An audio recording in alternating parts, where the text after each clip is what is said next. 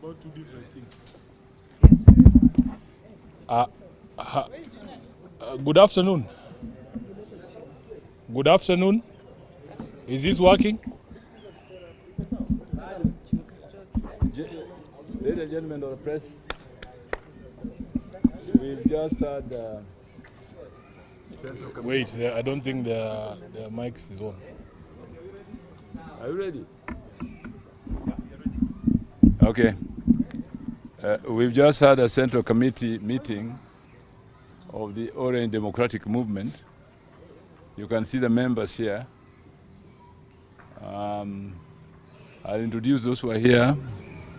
The Deputy Party Leader is Tososi. The Secretary General is next to me, Edwin Sifuna, Gladys Wanga, Governor of Homa Bay, and also Chair of the National Executive Committee. And we have here Rose Buyu, a member of the committee, and Akiro Nixon, yes, member of the committee. Oh, you're here? Ketoro, also member of the committee. Some members had left because of urgent commitments elsewhere, but we are about, how many, 10 people to that effect. But others have gone for some urgent commitment. So the Secretary General is going to read the resolutions that we have arrived at after our meeting, which I've now given him the opportunity to do. I thank you, Honorable Party Leader. So this is the statement of the Central Committee meeting of 10th January 2025. The ODM Central Committee has had its first meeting of the year this morning, chaired by His Excellency Professor Peter Anyang' Nyong'o, the acting party leader. On behalf of the committee and the entire party, we take this opportunity to wish our members and all Kenyans a happy new year. As you all know, 2024 was a difficult year, and we pray and hope that 2025 will be kinder to all of you. This year, the party will be reaching a significant milestone, celebrating its 20th year of existence. This is also the year that the Africa Union Commission will decide on its next chairperson, and we continue to wish our party leader, whom as you know is contesting the seat, all the best in his quest. We have no doubt that he will bring it home for all Kenyans and for Africa. Given the significance of the year ahead, we want to assure our members and the public at large that ODM shall remain a force for good. We shall remain the foremost defender of democracy with all its attendant freedoms and full participation of the people, transparency, good governance, justice, fairness, and equity. These are the values upon which this party was founded and must remain our guiding star in all engagements with issues affecting the people. We call on all our members to remember that ODM remains a distinct political party in competition with all others to win power by democratic means. To this end, we must all be guarded in pronouncements on the future of the party and particularly refrain from beating the drums of our competitors. We must continue to strengthen ourselves in preparation for the battles ahead. Following the largely successful grassroots elections in November at all polling units in all the 47 counties, the party received 41 appeals. The cases have been reviewed for merit, with most of them being found to be frivolous. A total of 6 appeals were found to be supported by evidence and will be proceeding to hearing before the party's appeals committee. The Central Committee has therefore this morning seconded His Excellency Abdul Swamad Sharif, the Honorable Rosa Buyu, and the Honorable Abdisalan to be members of the Appeals Committee for purposes of those 6 appeals. Upon conclusion of this process, the National Elections Coordinating Committee shall be announcing dates for elections at ward, constituency, and county levels. The party congratulates all those elected in the various positions and has directed the NECC to issue certificates to successful candidates who fully complied with the rules, including the requirement of payment of fees.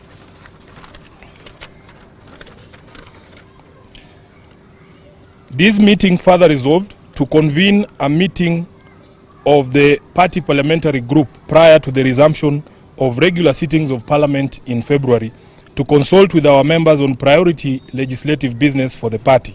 Of foremost concern to the party is the impasse on the mediation on an additional allocation to counties and the new formula on shareable revenue proposed by the CRA.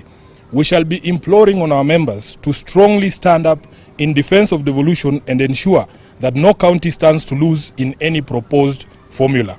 The party further wishes to express concern over the delays in constitution of the IEBC selection panel that has meant denial of representation for many Kenyans in Parliament. ODM as a party is one of the most affected by this continued state of affairs. We are down 3 members in the National Assembly alone, with pending by-elections in Ugunja, Magarini, and 1 nominated member, all which were held by ODM. We are aware there are court orders in place stopping the empanelment and want to urge the judiciary to expedite the resolution of these cases as a matter of national urgency. The by-elections aside, the new commissioners will require time to settle in and begin preparations for the 2027 general election. There is also the question of boundary review, and we feel as a party that we are running the risk of getting into a very serious constitutional crisis. I thank you. That is the end of the statement. Any questions? Yes, sir.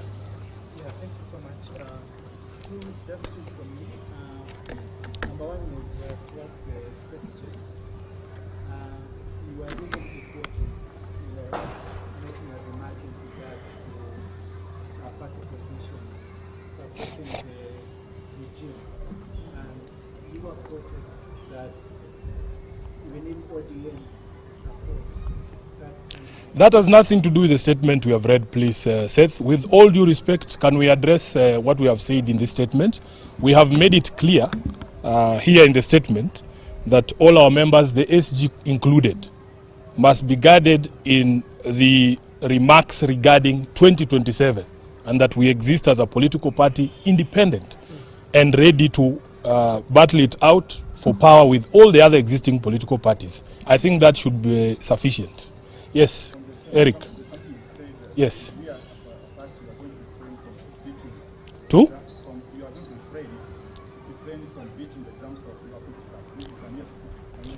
I think it is clear that we are ODM. We should only speak about ourselves and strengthen ourselves in order for us to be able to capture power, which is what all political parties exist to do. So really it should be as clear as that. And you are aware that even legally, under the Political Parties Act, it is not allowed for members to be preaching the gospel of other political parties other than the parties on which they were elected. That is the law. My name is Barack. Yes. I work for the Legals. In terms of preparedness, Yes. is ODM prepared? Because Kenyans have been seeing ODM as the alternative party to form the next government. In terms of your preparedness for the 2027 election, have we seen ODM using a potential candidate? I think part of what we have addressed here and what we began last year with the grassroots elections is part of that strengthening process. We are very proud. We received a report from the National Elections Coordinating Committee that right now, if they showed you the database, ODM has now committees in place in all the over, how many, 39,000 polling centers, which is one of the ways in which we are strengthening ourselves. We need to have a solid grassroots presence. And as I've said, Once the process of appeals is done, we will be moving to elections at the ward, constituency and county level. We want to have a full team in place so that we can be able to take on the challenges that will come ahead of us. I think that should be sufficient. Yes? Yes. Yes.